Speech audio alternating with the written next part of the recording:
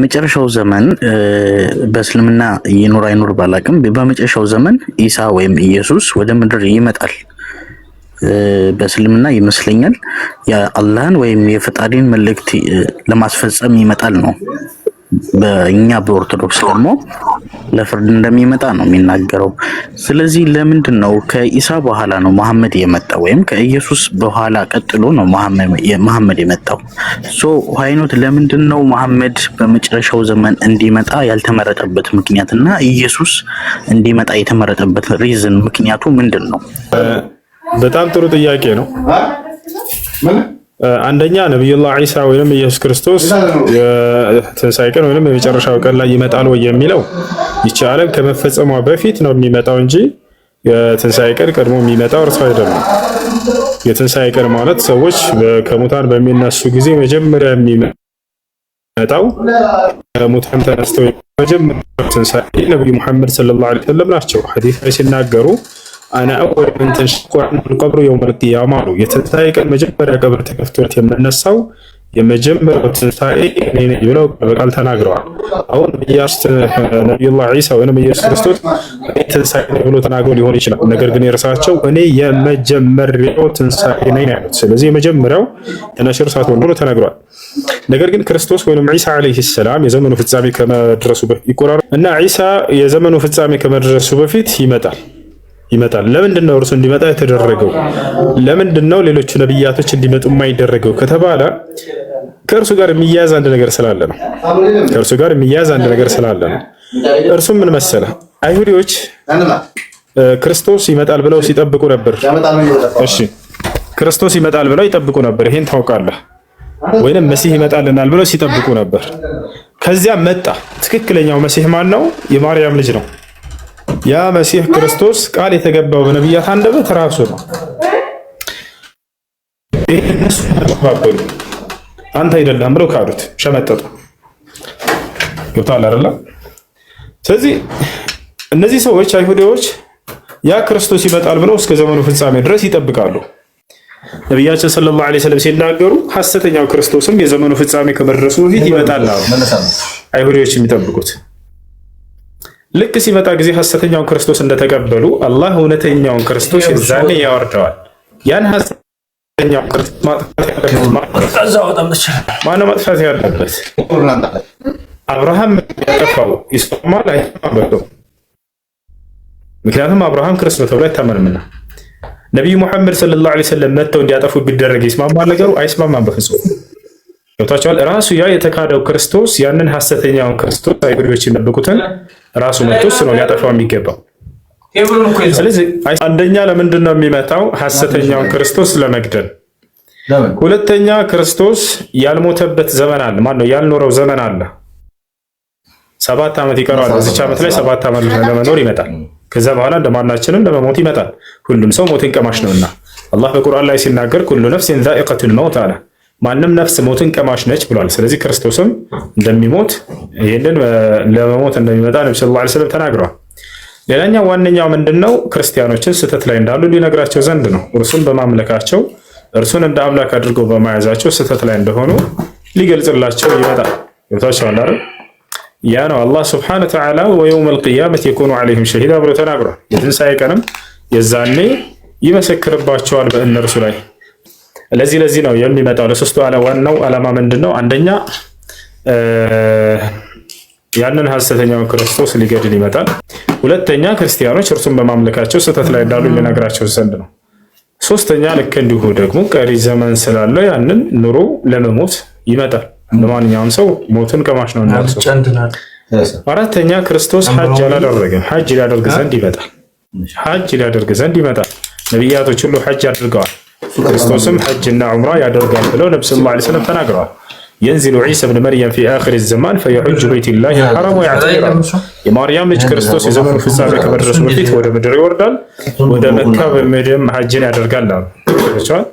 ክርስቶስ ከዚያ በኋላ ምን ያደርጋል ከተባለ የምድር ሰዎችን ሁሉ ለአንዱ አምላክ እንዲገዙ ያደርጋቸዋል። ሁሉን ለአንዱ አምላክ እንዲገዙ ያደርጋል። ክርስቶስ ቃል የተገባለት ነገር አለ። በጠላቶችህ ላይ አነግሳለሁ ብሎ አምላክ አላህ ቃል ገብቶለታል። የዛኔ እርሱ በጠላቶቹ ላይ ይነግሳል። በጠላቶቹ ላይ እስኪነግስ ድረስ እንደማይጠፋ ይሄ የታወቀ ነው። ክርስቶስ አምላክ አላህ ቃል ገብቶለታል። በቃ ገብቷቸዋል። ይህ መጽሐፋቸው ላይ ያለ ነው። በደንብ ላስተዋለ ሰው ገብቷቸዋል። ጥያቄን ልቀጥል ይሄ ልጨርስልህ በደንብ እንድትረዱ ከመጽሐፋቸው ላይ ያልከላቸው ክርስቶስ በጠላቶቹ ላይ ሊነግስ ይገባል። ጠላቶቹ ማን ናቸው ከተባለ እነዚያ ክርስቶስነቱን የካዱ አይሁዳውያን ናቸው። የእርሱ ሐሰተኛው ክርስቶስ የነሳው ክርስቶስ ጠላት በእነርሱ ላይ የበላይነትን ሊያጎናጽፈው አላህ ቃል ገብቶለታል። እስከዚህ ድረስ ግን በፍጹም እንዲገደል እንዲሰቀል ያደርግም አምላክ አላህ። አንተን እና ተከታዮችህንም የትንሣኤ ቀን ከመድረሱ በፊት የበላይ አድርግሃለሁ፣ በጠላቶችህ ላይ አነግሥሃለሁ ብሎታል። ታስታውሱ ከሆነ ዳዊት ምን አለ? ጌታ ለጌታዬ ምን አለው አለ? እግርህን በጠላቶችህ ላይ የበላይ እስካደርግልህ ድረስ እና ከቀኝ ተቀመጥ አለው ይላል። ከቀኝ ተቀመጥ ማለት ወደ ሰማይ እንደሚወስደው ነው። እስከዚያ ድረስም በጠላቶቹ ላይ እስኪነግስ ድረስ በፍጹም እርሱ እንደማይጠፋ እየገለጸለት ነው። የዛኔም ሰዎች ሁሉ ለአንዱ አምላክ እንዲገዛ ያደርጋል ክርስቶስ። ከዚህ ከኛም ጋር አብሮ አላህ እንደሚገዛ ተናገሩ። ታስታውስ ከሆነ አንደኛ ቆሮንቶስ ምዕራፍ 15 ቁጥር 24 ላይ አካባቢ ጀምሮ ምን ይላል? ሁሉን ካስገዛለት በኋላ ግን ሁሉን ላስገዛለት እርሱም ይገዛል እያለ ተናግሯል። ሁሉ በሁሉ ይሆን ዘንድ ሁሉም ለአንዱ እንዲገዛ ያደርጋል ይላል። አንድና ብቸኛ ለሆነው አምላክ ኢየሱስ ክርስቶስ ሕዝብን ሁሉ እንዲገዙ ካደረገ በኋላ የዓለምን ሰው ለአንዱ አምላክ እንዲገዙ ካደረገ በኋላ ከእኛም ጋር አምላክ እየተገዛ ይኖራል፣ ከፍጻሜ ይሆናል እያለ ከዚያም የእርሱን ፍጻሜ የዛኔ አለቅነትንም ስልጣንንም ሁሉንም ለሰጠው አስረክቦ ይመልሳል እያለ ይናገራል። የዛኔም ፍጻሜ ይሆናል። ነቢያችን ሰለላሁ ዐለይሂ ወሰለም ቃል በቃል ይህን የተናገሩት ዳግም ክርስቶስ በሚወርድ ጊዜ ምን ምን እንደሚያደርግ ሲናገሩ ማለት ነው። ከወረደ በኋላ ላ ዩዕበዱ ፊ ዘማኒሂ ኢለላህ አሉ። በእርሱ ዘመን ግን ከአንዱ አምላክ በስተቀር ማንም አይመለክም አሉ። ክርስቶስ አንዱን አምላክ አላህን ብቻ ሰዎች እንዲገዙ ካደረገ በኋላ የዛኔ ፍጻሜ ይሆናል። ከእኛም ጋር አብሮ አላህን ይገዛል ብለው ነብዩ ሰለላሁ ዐለይሂ ወሰለም ገብቶ ከመስጂዳቸውም ከእናንተ ጋር አብሮ ይሰግዳል። በእስልምና አስተምሮ ኢየሱስ ክርስቶስ የመጣው ለአይሁድ ሕዝብ ነው፣ ለአይሁድ ሕዝብ ብቻ የተላከ ነው። መሐመድ ግን ለዓለም የተላከ ነው የሚል አስተምህሮት አለ። ከዚህ በደጋግሜ ስለሰማሁት ነው። ስለዚህ በመጨረሻው ጊዜ ሊመረጥ የሚገባው ለዓለም መጣ የተባለው ነብይ ነው። በምን አኳያ ኢየሱስ ሊመረጥ ተመርጦ መሐመድ የተተወበትን ሪዝን አላብራራህልኝም። በመቀጠል ካብራራህልኝ ላይ ሐሳብ ይቅርታ አንድ ልጨርስ። ካብራራህልኝ ላይ የምናገረው ነገር ምንድነው? እያንዳንዱ የመለስክልኝ መልስ ላይ ለምሳሌ ኢሳ ወይም ኢየሱስ 7 ዓመት ቀሪ ያለው እሱ ሊጨርስ ነው። ሁለተኛ ደግሞ ያልከኝ ሶሪ ይቅርታ ምንድነው ቃሉ ስለማላውቀው ነው ማለት ሊሰግድ ይመጣል ነው ያልከኝ። ቃሉ ስለጠፋብኝ ነው። ምን አልከኝ? ይቅርታ። ሊሰግድ ይሰግዳል ከኛ ጋር በሚመጣ ጊዜ ይሰግዳል ከኛ። አሁን ሁለተኛ ያልከኝ ሊሰግድ ይመጣል፣ 7 ዓመቱን ቀሪውን ሊጨርስ ይመጣል ምናምን ነው ያልከኝ። ይሄ ማለት አላህ የአላህን ቃል ሊያስፈጽም ነው የሚመጣው ወደ ምድር የሚለውን የእስልምና አስተምሮ እየጣርነስከው ነው። ምክንያቱም አሁን እያልከኝ ያለው ኢሳ የራሱን ፍላጎቶች ሊያሟላ ነው እየመጣ ያለው ማለት ነው። ሊሰግድ ነው፣ ከዛ ደግሞ ቀሪ የቀረውን ዓመት ሊኖር ነው እያልከኝ ነው። ከዛ ውጪ ግን የአላህን ቃል ሊያስፈጽም የሚመጣበት ምክንያት ታዲያ ምንድን ነው? ተረድተኛል? አንዱን አምላክ በመጨረሻ ላይ አላህን ብቻ እንዲገዙ ሰዎችን ያደርጋል አልኩ። የሚሰግደውም ልክ እንዲሁ ለአላህ እኮ ነው። ሐጅም የሚያደርገውም ለአላህ ነው። አምልኮ እየሰራ እኮ ነው። አሁን እሱ አምልኮ ለራሱ ነው፣ ግን ቃልን የአላህን ቃል ሊያስፈጽም ነው አይደል የሚመጣው። ልክ እንዲሁ ደግሞ የክስር ሶሊብ አለ ነብዩ ሰለላሁ ዐለይሂ ወሰለም መስቀልንም ይሰብራል አሉ። በእርሱ ስም እስከዛሬ ሲዋሽ የነበረውን ሁሉ እኔ አልተገደልኩም አልተሰቀልኩም ብሎ አይሁዲዎች የዋሹበትን ገድለነዋል ሰቅለነዋል ብለው የተናገሩትን እንዳልገደሉትና እንዳልሰቀሉት አምላክ በእነርሱ ላይ ስልጣን እንዳልሰጣቸው የዛኔ ይህንንም ይነግራቸዋል። መስቀልንም ያጠፋል ከምድር ገጽ ላይ ለዚህ ይመጣል። ስለዚህ በአጠቃላይ አሁንም ተመልሶ ኢሳ የሚመጣው ለአይሁድ ሕዝብ ነው እያልከኝ ነው።